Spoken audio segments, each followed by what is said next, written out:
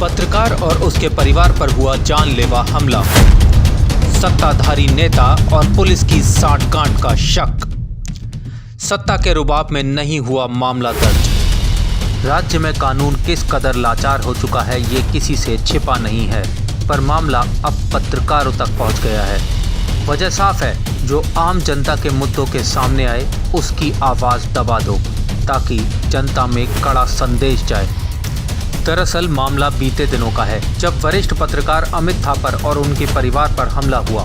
पत्रकार पर एक प्रवासी फैक्ट्री संचालक ने उस समय हमला कर दिया जब वह अपनी बीमार बेटी को अस्पताल ले जा रहे थे।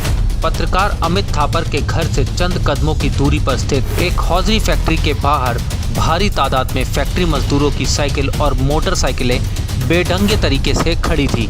जब पत्रकार ने इस पर आपत्ति जताई तो फैक्ट्री से बाहर निकलकर एक युवक ने उन पर हमला कर दिया। अमित थापर के विरोध के बाद न केवल फैक्ट्री के युवक ने उन्हें गाली दी, बल्कि हाथापाई करने लगा। बात यही खत्म नहीं हुई।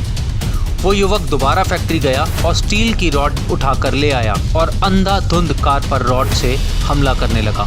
हमले से घबराकर अमित थापर की पत्नी और बेटी डरकर कार से बाहर निकल आए। इस दौरान अमित थापर की बीमार बेटी की हालत और बिगड़ने लगी और वह कुछ समय के लिए बेहोश भी हो गई। मेरी बेटी बीमार सी, मैं कार का हॉर्न मारा। मैं कहा भाजी, मैं इन्होंने बड़ी रिक्वेस्ट की, मैं कहा भाजी साइड पे कर लो, मेरी बेटी नहीं ठीक, मैं इन्होंने हॉस्पिटल लेके जाना। ये बंदियां ने गल नहीं सुनी, कहते जी दूजी गली चो घुमा के लै जाओ, गली अपनी गड्डी इत्थे ही रहणगे, मोटरसाइकिल असीं नहीं परे करने।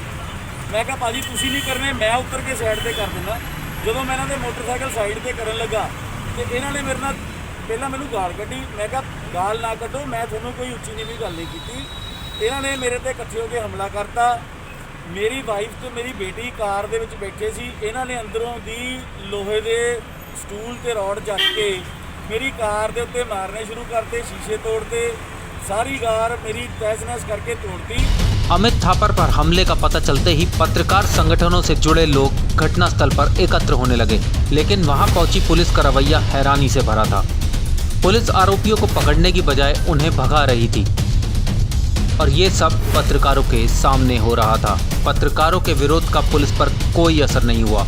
इस हमले के संबंध में थाना 3 में पत्रकार अमित थापर की तरफ से बयान दर्ज करवा दिया गया है, लेकिन एक स्थानीय कांग्रेसी नेता के इस मामले में आने से अभी तक आरोपियों पर मामला दर्ज नहीं हो पाया है।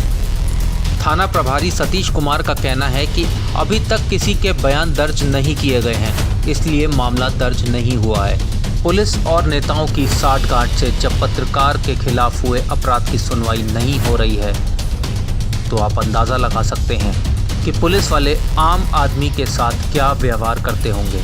ये वही नेता हैं जो चुनावों के वक्त तो जनता के कदमों में लेटे रहते हैं, लेकिन जीतने के बाद उस जनता को अपने कदमों की धूल भी नहीं समझते।